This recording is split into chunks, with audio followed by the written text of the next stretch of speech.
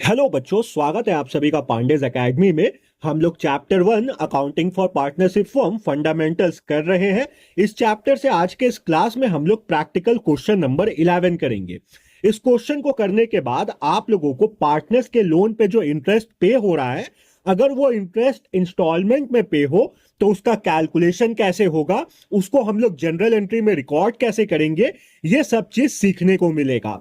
बहुत important concept है ये, और मैं इस क्वेश्चन को बहुत ही डिटेल में समझाऊंगा, इसलिए वीडियो थोड़ा लंबा होगा। तो अगर आप लोगों को ये कॉन्सेप्ट अच्छे से समझना है तो आप लोग वीडियो को एंड तक जरूर देखिएगा।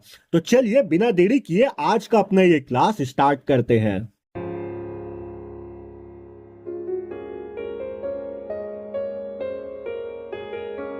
बच्चों, सबसे पहले हम लोग क्वेश्चन को अच्छे तरीके से रीड करेंगे। क्वेश्चन में जो भी इंफॉर्मेशन हमें दिया है उसको हम लोग डिटेल में समझेंगे। उसके बाद इस क्वेश्चन को हम लोग सॉल्व करेंगे। तो चलिए क्वेश्चन को रीड करते हैं। Aru and Isa are partners sharing profit equally.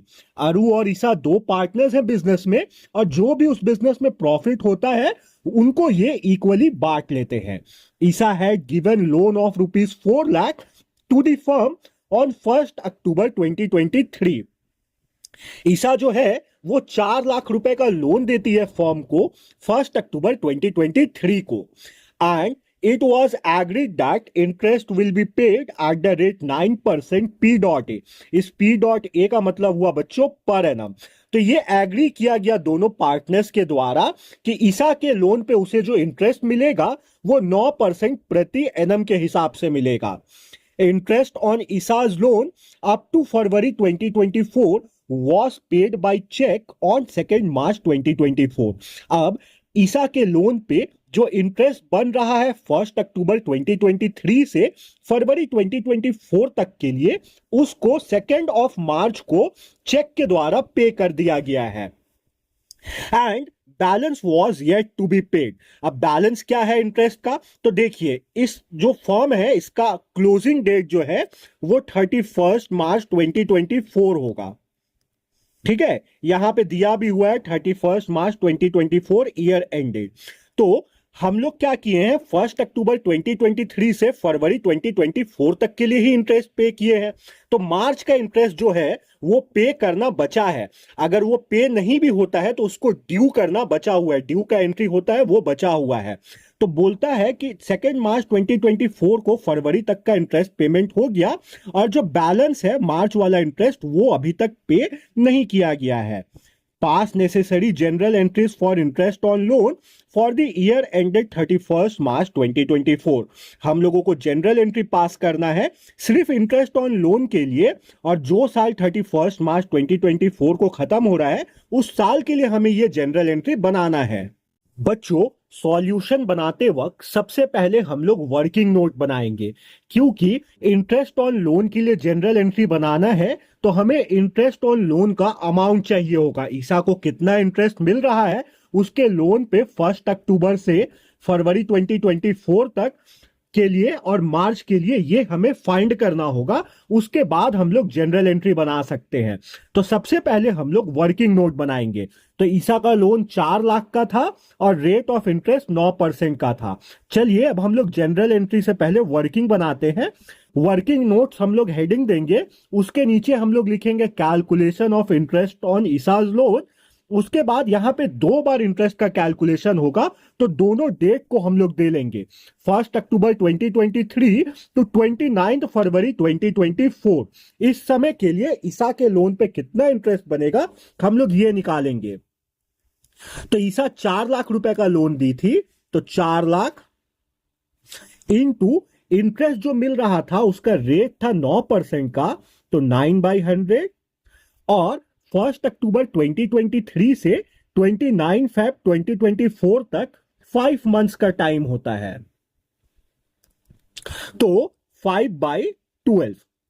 अब इस पूरे को जब हम लोग सॉल्व करेंगे, 2 जीरो से 2 जीरो कट गया, 9 और 12 3 से काटेंगे तो 9 3 टाइम्स में, 12 4 टाइम्स में, 4 से 4 1 टाइम्स में, तो 3 5 जा 15, 15 1 2 1 15, और ये बन जाएगा 15,000। तो 1 अक्टूबर 2023 से 29 फरवरी 2024 तक ईसा के लोन पे जो इंटरेस्ट बन रहा है वो 15,000 का बन रहा है। अब मार्च में एक महीना हो रहा है, 1 मार्च 2024 से 31 मार्च 2024, तो हमें एक महीना का इंटरेस्ट निकालना है। तो हम लोग क्या करेंगे, लोन 4 लाख का था तो 4 लाख, रेट ऑफ इंटरेस्ट 9% का था तो 9/100, और टाइम कितना हो रहा है 1 मंथ, तो 1/12। 9 3 बार में, 12 4 बार में, 4 से 4 1 बार में, तो 4 3 1 जा 3, तो 3,000 का इंटरेस्ट बना ईसा के लोन पे एक महीने के लिए, जो है 1 मार्च 2024 से 31 मार्च 2024 तक के लिए।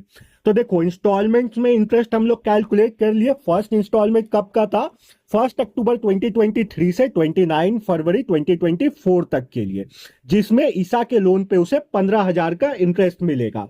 दूसरा हम लोग 1 मार्च 2024 से 31 मार्च 2024 तक के लिए जब ईसा के लोन पे इंटरेस्ट कैलकुलेट किए तो वो आया 3,000। अब इन दोनों को हम लोग रिकॉर्ड करेंगे जनरल एंट्रीज में। तो सबसे पहले देखो 2 मार्च 2024 को फरवरी तक का इंटरेस्ट का पेमेंट हुआ है, तो हम लोग जनरल एंट्री में डेट देंगे 2024, और हम लोग डेट लिखेंगे 2 मार्च है, तो 2 मार्च, और एंट्री बनाएंगे इंटरेस्ट ऑन ईसाज लोन, एक minute,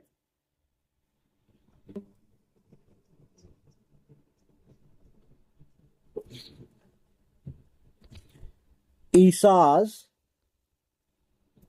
loan account DR to bank account.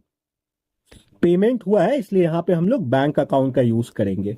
तो कितना इंटरेस्ट पे हुआ था 2 मार्च तक में, 15,000 रुपए। ये वर्किंग हम लोग किए तो हमें पता चला है, तो हम लोग अमाउंट वाले कॉलम में 15,000 और 15,000 लिख देंगे।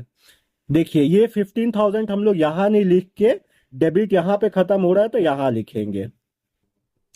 अब बच्चों इसका नरेशन हम लोग लिख देंगे। नरेशन में हम लोग लिखेंगे being interest paid on Isa's loan for 5 months. ये पहला एंट्री बनके तैयार हुआ। अब दूसरा जो इंटरेस्ट है बच्चों वो पे नहीं हुआ है। मार्च वाला जो इंटरेस्ट है ईसा के लोन पे वो पे नहीं हुआ है, तो उसका एंट्री हम लोग बनाएंगे। हम लोग डेट देंगे 31 मार्च। हम लोग एंट्री बनाएंगे interest on Isa's loan account DR to Isa's loan account. March के लिए जो इंटरेस्ट बन रहा था ईसा के लोन पे वो 3,000 का बन रहा था, तो डेबिट में भी 3,000 और क्रेडिट में भी 3,000। और हम लोग एंट्री बनाएंगे, नरेशन लिखेंगे बच्चों, being interest provided on Isa's loan. ये मार्च वाला इंटरेस्ट का एंट्री बनके तैयार हुआ। अब हम लोग जो ईसा के लोन पे इंटरेस्ट दिया गया है उसको profit and loss appropriation account में ट्रांसफर करेंगे। तो हम लोग डेट देंगे 31 मार्च, और हम लोग एंट्री बनाएंगे profit and loss account DR to interest on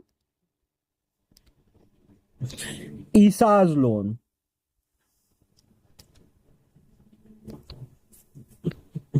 देखिए 3000 यहाँ पे ईसा का लोन अकाउंट को हम लोग इंटरेस्ट ऑन ईसा का लोन अकाउंट को हम लोग डेबिट में लिखे हैं, और 15,000 हम लोग यहाँ पे ईसास का इंटरेस्ट ऑन लोन अकाउंट को डेबिट में लिखे हैं। तो इन दोनों को ऐड करेंगे तो आएगा 18,000, और इस पूरे 18,000 को हम लोग प्रॉफिट एंड लॉस अकाउंट में ट्रांसफर करेंगे, क्योंकि ये पूरा 18,000 फॉर्म के लिए एक इनडायरेक्ट एक्सपेंस है। और हम लोग नरेशन दे देंगे being interest on Isa's loan